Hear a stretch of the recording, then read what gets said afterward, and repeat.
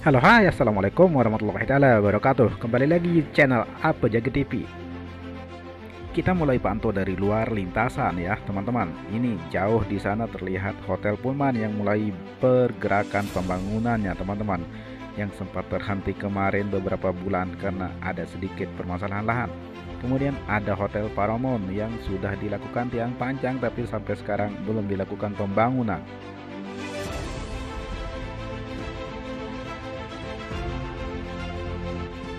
Ada kabar yang sedikit menggembirakan buat Indonesia nih teman-teman. Beritanya adalah pemerintah kota Brno di Republik Ceko mengundurkan diri sebagai salah satu penyelenggara MotoGP 2021. Mereka tidak bisa menggelar ajang karena masalah finansial.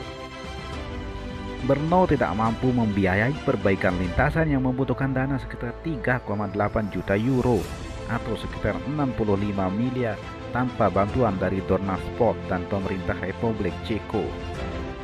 Sambil dilihat visual terbaru dari pembangunan sirkuit MotoGP Mandalika ini teman-teman, seperti inilah keadaannya sekarang.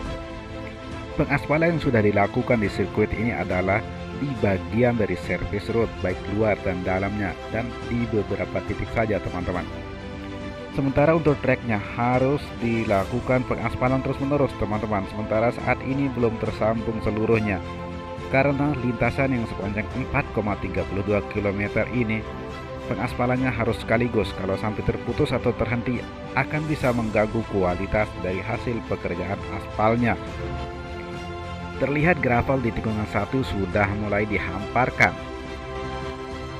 Lalu bagaimanakah peluang MotoGP Indonesia Mandalika gantikan Brno di 2021? MotoGP Ceko memutuskan untuk keluar dari kalender MotoGP 2021. Keputusan ini membuka peluang bagi 3 seri cadangan termasuk MotoGP Indonesia di sirkuit Mandalika, teman-teman. Keputusan MotoGP Ceko mundur otomatis mengubah komposisi seri MotoGP 2021. Sesuai kalender sementara akan ada 20 seri balap dan 3 sirkuit cadangan di MotoGP 2021, teman-teman. Seri cadangan itu antara lain Indonesia, Portugal, dan Rusia.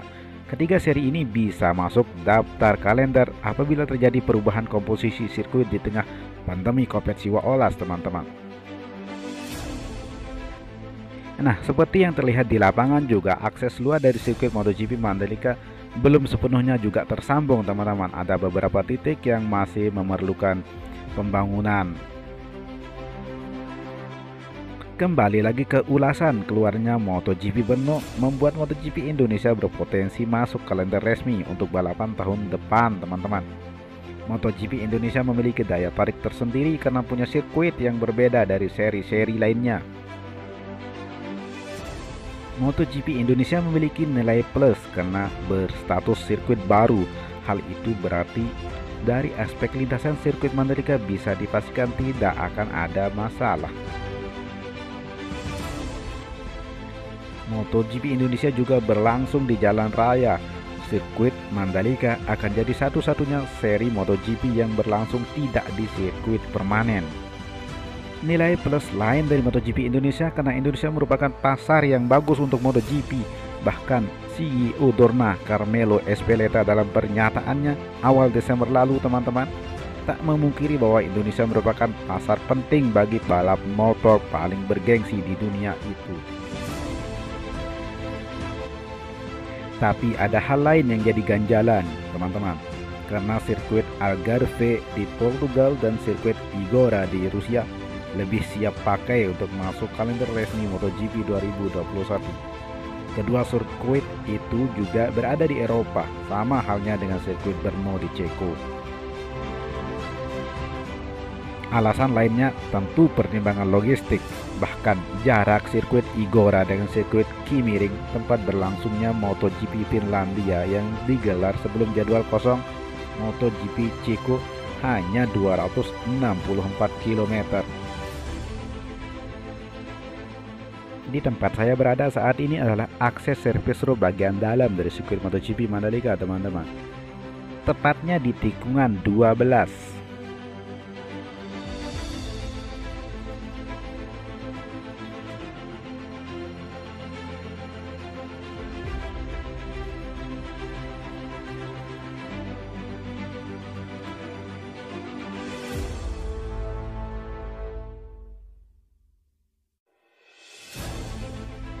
Seperti yang terlihat di sini masih banyak rumah di dalam kawasan sirkuit Mandalika ini teman-teman.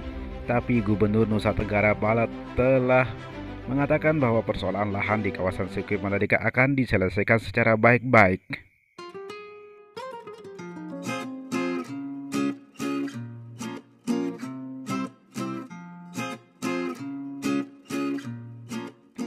Bahwa sebenarnya untuk pemindahan atau relokasi penduduk di kawasan sirkuit Mandalika ini, ITDC bersama pemerintah Kabupaten Lombok Tengah telah menyiapkan lahan 2,5 hektar teman-teman untuk relokasi sementara warga yang tidak memiliki bukti kepemilikan tanah di kawasan ini. Lahan itu berada di HPL 94 milik ITDC.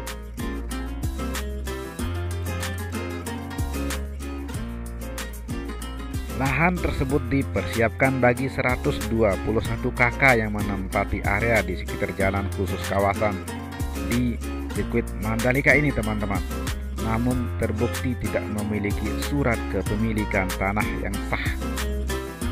Yang terlihat ini adalah pembuatan saluran air atau terowongan air teman-teman. Dahulunya ini adalah sebuah jembatan, tapi sekarang dibuatkan terowongan untuk pengendali banjir nantinya. Ini lokasinya ada di tikungan 13. Entah mengapa saya lihat hari ini semua atau sebagian besar dari alat-alat berat ini tidak beroperasi teman-teman. Seperti yang terlihat di sini di tikungan 13 ini, beberapa alat berat menumpuk di sini. Ini adalah alat-alat berat untuk pengaspalan sirkuit MotoGP ini. Dan yang saya perhatikan di sini lewat udara maupun lewat darat teman-teman, bahwa ada beberapa atau sebagian besar dari alat-alat berat ini terparkir rapi di sini. Tidak dioperasikan hari ini teman-teman. Dari pantauan udara terlihat di sebelah kiri bahwa ada sebuah masjid yang masih berdiri kokoh di sana.